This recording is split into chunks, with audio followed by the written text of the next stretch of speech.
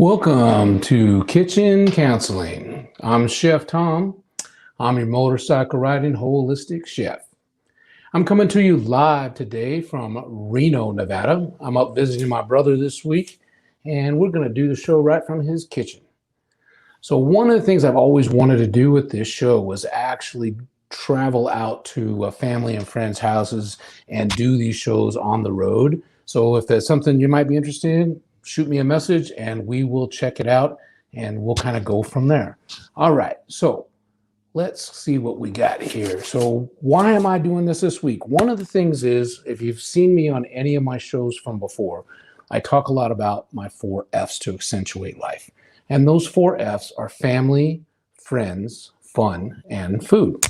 And in the last few months, I actually got sidetracked when one of those F's kind of overtook my life. And so I lost track and they just got out of balance. So this week I'm kind of trying to get that balance back in place. So I'm up here visiting my brother. We're doing the show right from his kitchen in Reno. And I'm going to be doing the fun and the food with that. And then that leaves the friends. And I have a couple of big shout outs I would love to do right now for some friends that actually have helped me with the project that I've been trying to mess with for the last several months, and I just couldn't really get it together. And that was that intro that you just saw, that awesome intro. That is the vision I've had for the show for a while. And so I want to do a little thank you, shout out to Keisha Puckett and her staff at KP Media TV for putting that all together, kind of coordinating that and making it happen. And even the little things, like at the end when we got it all done, sending me just a little video on how to do the upload to the streaming service. I mean, if you're in this field and you do this a lot, this is no big deal. But when you're doing something new and you're still learning as you're going along, just those little steps are huge. And so thank you for that. It made it very nice for me to do. I really enjoyed it. I was able to put it up on some of the social media stuff last night and kind of get it out there so people can see it. I'm really happy with it. The other big thank you I got to send out to is for KL Jones, who actually did the work putting it all together. We had a little talk on Zoom. I told her what my vision was. She captured it right away, hit it out of the park. She got everything I was looking for. All the different aspects of my 4 F's are in there, and the music and everything is just awesome. So if you need any kind of video, branding stuff going on, definitely check her out. Her website is elevatenow.com. So that's ELLEVATENOW.com. She's awesome. Thank you very much. So let's go ahead and jump into the food. What we're going to do today is we're actually going to do my easy mashed rutabagas recipe. And you might say, like, why? Why are you doing rutabagas? What's the deal with that? Well, there's several reasons why I want to do this one. One, rutabagas themselves are very healthy, and they have a lot of vitamins, a lot of fiber, a lot of antioxidants. And if you know me, I'm big on antioxidant foods and drinks, anything we can do to kind of help our bodies balance and get rid of some of the toxins that are just naturally getting put into our lives just by the way we live and whatnot. So doing that and boosting that immune system, I'm a little bit about keeping the immune system as high as possible. So that's one of the reasons. The other reason is that rutabagas are actually a really good, what would you say, a substitute for potatoes. So if you're on a low carb diet, or you're on like a keto style diet or whatever like that, and you're trying to cut your carbs or watch your calories, either one, rutabagas are really great for that.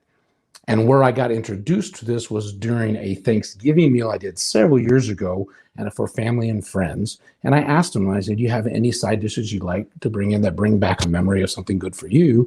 And one of my in-laws was of Nordic descent, and he said, well, I love rutabagas. And I was like, God, I've never dealt with rutabagas before. I don't even know where to start. So what do? You get online, you start searching, you start doing everything to try and figure out what is rutabaga? How do I cook it? How do I do this? And I did a lot of research on it, and I found this recipe. This is an easy, simple recipe from spruceeats.com. Awesome website. Check them out. This one actually has 4 ingredients, and it's a basic recipe, and it's so good. So this really is that first step into doing something new and different. You want to get success at it so then you can actually do more. And over the years, I've developed a lot more with rutabagas. I love working with rutabagas. Got some nice roasted rutabagas with rosemary and whatnot. We might do that another time. But right now, this was the first step in doing an easy recipe. that you can get some success at. The last thing I wanted to touch on is that this actually kind of goes into the topic I want to discuss a little bit today, and that is this real or is it a perceived real? Okay, and in the context of the rutabagas, let's just say, let's do rutabagas, and you come at me and you're like, I don't like rutabagas. All right, rutabagas are not something that's generally known real widespread in the US, so a lot of people just don't have a lot of experience with them. They might have had one try at it and it was not prepared well or whatever, and it's like, I don't like rutabagas. So I will challenge them by asking them just kind of point blank, well, have you had my rutabagas? And they're like, no. Well, if you haven't had them, how can you out the gate say that that's a true? That's your perceived truth. You just don't like rutabagas. I test them out. I challenge them, try a taste, and then tell me whether you like them or not. So they'll take a taste of it, and they might come back and say, no, I don't like them. I just don't like rutabagas. Okay, fine.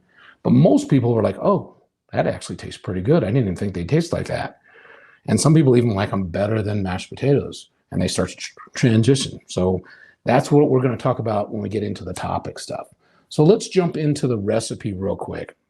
What I like about this recipe is that it's basically, like I said, it's 4 ingredients. It's super simple. We're going to go into those in a second. And then the equipment you need is very, very basic. You're going to need just like a 6-quart stock pot because you're going to boil the rutabagas once you cut them all up. You're going to need a colander to drain them in. You're going to need a potato masher so you can mash them all up. And you're going to need a cutting board and a knife. And that's pretty much it.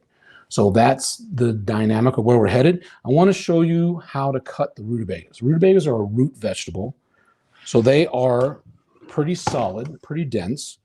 This is your basic rutabaga. All right, it gets people don't even know what to look for, and then they're usually right by the turnips, which they look a lot like turnips, but they're a little bit different in color. And as we cut them, you're going to see they're going to have more of a yellowish to them and all that kind of stuff to them. The rutabaga is actually a cross or a combination of a cabbage and a turnip. But what's nice about the rutabaga is it has a lot sweeter flavor than a turnip, so you have a lot more things you can actually do with this rutabaga. So what we're going to do is we're going to do a little chop here first. So we're going to cut off the ends just so we have some flat surfaces to work from, because they are very dense. They are very hard. And then what I want to show you with the rutabaga, this is the rind. You're not going to really want to eat this. It's very bitter and whatnot. And if you can see right in here, it goes kind of deep. But down in here, this is the meat. This is the good stuff. So what we want to do is we want to cut that off. So you want to do kind of just a little curved cut to cut off the rind. And if you could see that rind, you're going to be able to see where you want to cut, all right? So we're just doing a fast little cut around the end to get most of that rind off. So we get down just to the meat. And once you kind of get the major parts of it off, you can see you still got some rind here at the end, but most of it's been cut off. Now you can finish it off with your knife. Just cut off the rest of that. You want to get as much of that bitterness out so you're just dealing with the actual rutabaga meat itself. If you're not comfortable using a knife doing all this last minute stuff here, and some people are not, you can actually use a potato peeler. So you can get your potato peeler, you get off that last little bit. Just get it down to the meat. Now, I wouldn't suggest using a potato peeler for the whole thing because it is a pretty thick rind. Take you a long time. So I try and get like the big chunks of it off and then just finish it off with the potato peeler. All right. So now we have our rutabaga to work with, all right? So what you're going to do, because they are so dense, they do take a while to cook. So what we're going to do is we're going to cut this up into small bits so it cooks faster. That's really what we want to do here. So I'm going to cut it in half, just like so. Then I'm going to cut that half in half. So we got a quarter, all right? And it is very, very hard. So just take your time getting through it. So now you got a half of your rutabaga. We're going to take that half. I'm going to put this down so we might see a little bit better what I'm doing here. You're going to cut it kind of in like what I call French fry strips. All right. So now you got your strips. And then you're going to cut those strips in little dice. Take your time. It's not like a potato where it's going to be really super easy. Now, these are your dices that you're working from. Okay, you're basically going to now throw this into your pot of water. And if you cut them this small, you're going to bring that water up to a boil, and then you're going to turn it down to simmer, cover it. It's going to take about 30 minutes in order to get these nice and soft so that you can actually use them to mash. If you cut them bigger, which I have done, so you have like a bigger dice, something like this, it's going to take you a little bit longer to cook. I've had them to where it takes like almost an hour to cook them. They're really, really dense. So the smaller you can dice them, the faster it's going to cook up for you. So that's why I like the small dice. So let me move this out of the way. Once you've actually cooked them and boiled them, you're just going to drain them. You're going to throw them back in the pot, and with your masher, you're just going to mash them. You're going to mash them up, and then you're going to throw your salt, pepper, and butter in there. Okay? Now, I'm at my brother's house, like I said. He's not much of a cook. He doesn't even have a potato masher. So we're improvising a little bit today. So I've got my cooked rutabagas that I've already done here, and it took about 30 minutes to cook these up. So we got them into a sheet tray, and we're just going to use what he has in the kitchen. So we got a nice little fork and spoon, and we're just going to mash. Just going to mash, mash, mash, mash, mash. And if you get them nice and soft, it doesn't take that much to mash them up. Once you get a little bit of the mash going, we're going to put in 1/3 of a cup of butter. This is going to give it some nice flavor. A teaspoon of salt. You basically had 2 teaspoons to start this recipe. You put 1 in the water when you're boiling it. You're going to put the other one on the actual rutabagas here at this stage. And then we're going to do about 1/2 teaspoon of black pepper.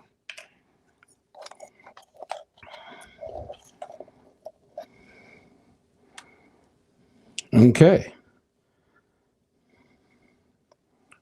So there we go. There's our ingredients. And then we just kind of keep mashing them all up. We're going to get them all mashed together. We're basically going to make that consistency of like mashed potatoes.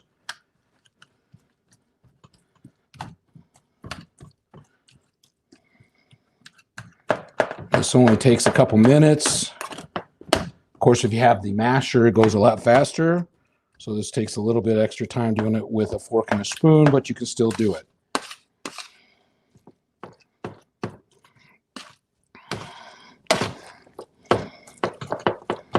There we go.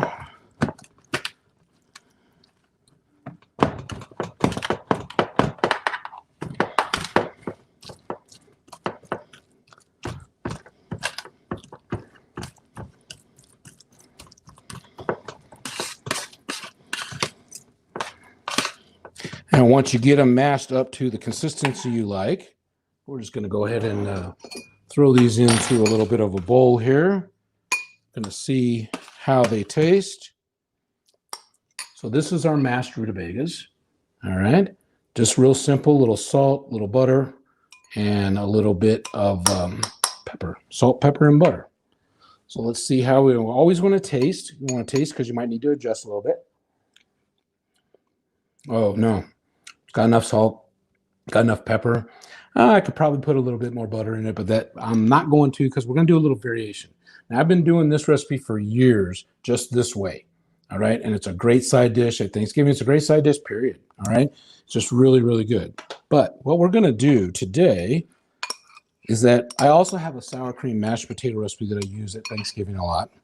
So we're going to try this with a little bit of sour cream and see if it changes the flavor, the texture, whatever. This is the experimenting part. Once you actually do a simple recipe and you have success at it, you're willing to try a little experimentation. So we're actually doing this kind of on the fly today. I just wanted to see how the sour cream would affect the flavor of the rutabagas.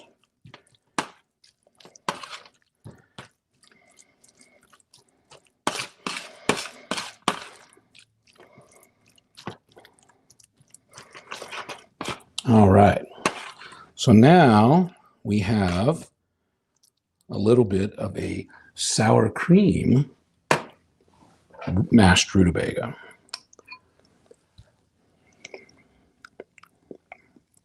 Oh, I think I even like that one better. Wow, that's the first time I've tried that. That's actually good. Yes, yes, that's definitely a winner. Definitely try the sour cream. You can try other things, whatever you like with it. Now, one of the things I like to talk about the rutabagas just a little bit. We mentioned real quickly that they're healthy. They have 1/3 of the fiber that you need on a daily percentage, on the diet, on your daily diet. They also have 1/3 of your potassium that your body needs, and they have 3 times the amount of vitamin C that your body needs on a daily basis. And the vitamin C is good to keep replacing in a lot of different ways because we use it up every single day. So it's like we want to find ways to get vitamin C back into our life. As far as the substitute goes with potatoes, say, doing it for the potatoes, if you're on a low carb diet, a comparison between 1 cup of potatoes and 1 cup of rutabagas. 1 cup of potatoes is going to have about 136 calories in it, and it's going to have about 31 carbs. 1 cup of rutabaga is going to have 51 calories in it, and it's going to have 12 carbs. So you're basically down to 1/3 of what it is on the potatoes. And once you actually try this, I mean, I've had diehard mashed potato lovers that just like, oh, I think I like this better. It has a different flavor to it, but it's got the consistency and the same as the potatoes. And they're just like, wow, that is really what I really, really like. Okay. So again, keeping your mind open and doing all that, that's really what the differences are, the dietary stuff with it, why I like trying new things. Let's jump real quick into the topic. And the topic I mentioned before was, is your reaction to something real, or is it a perceived reality? And in the advent of social media and our virtual world that we're in these days, sometimes it's hard to substantiate all the stuff that's being thrown at us. We're being exposed to from all different angles on our different devices and all that kind of stuff. Is it real, or is it virtually real? Now, when you start going down the what is real path, I mean, you can take it down a philosophical path, you can take it down a quantum physics path, and it just like blows your mind. Okay. We're going to simplify it just from the standpoint of the food today, but you can also then start challenging your perceptions on everything. Okay. So when people come to me, I'm going to use cauliflower as an example because I get this a lot. It's like, I hate cauliflower. Well, it could be just that you were exposed to the way cauliflower is made in the past, that you just didn't like the consistency, the flavor, whatever. I know growing up, we were not a huge cooked vegetable family. So our stuff was like boiled all to death. There was no nutrients in it. There was no flavor in it. It was just mushy and ick. So I remember growing up saying, I don't really like vegetables. And some of my family members are the same way. They will still say that. It's like, I don't like vegetables. And that's because that's what our experience was. As I grew up and I changed and I went out into the world and I started playing with different vegetables, how to cook them, spices to use and whatnot, I found that I love vegetables. There's so many different things, so many different flavors that come out of it. I truly love that. So when somebody comes to me and say they don't like cauliflower, for example, there's tons of great recipes of cauliflower out there nowadays because it has become a fad to do a lot of stuff with cauliflower, to cut carbs and whatnot. So I'll challenge them on their perception. I was like, okay, you don't like cauliflower. Just try. I have a smoky frittata recipe. We've actually done a show on that. And, you could check that one out in the, what do they call them? Video on demand stuff for the past shows and stuff like that. You can find that recipe. But I'll have them taste it. Just taste it. One bite. Just challenge you for one bite. They'll taste it and they'll be like, oh my God, this is really, really good. And they'll eat the whole thing and like, can I have some more? Okay, so now you're changing that perspective from a generalization that you don't like cauliflower, that you just didn't like it the way it was prepared before, but I do like it this way. Now, I might show somebody this recipe of mashed rutabagas and they try it and they're like, nah, I don't like it. All right, you tried it. Now you have some data, some real life data for you that you can say, no, I just don't like the way you made the rutabagas. That's it. Okay, it's taking a general theme of something, and then when you're given a little bit more narrow specific on something, you're still attaching that mindset to that general theme and you just discount it. So all I'm doing is challenging you to actually think about the individual particular situation and making a decision or a thought based on that data that you've received. And now you have a true situation. I don't like the way you've made this. I might like it some other way, but I don't like this. You know, when somebody does something to you, I don't like the way that you did this to me in this situation. All right. So that's really where I just want to start challenging you a little bit to change your thought processes and think along those lines. So with that, I want to say thank you all for joining us today. I've enjoyed being up in Reno and visiting family and having some fun with this stuff. If you like anything that's going on here, please, like us on Facebook. I have a Facebook page called Your Soul Path. I also have a YouTube channel, Kitchen Counseling, or you can catch us on any of the KP Media streaming services through Apple TV, Android, Roku, Amazon Fire. If you have any of those services, check us out. And until next time, thank you for joining us, and I will see you next week. All right. See ya. Bye-bye.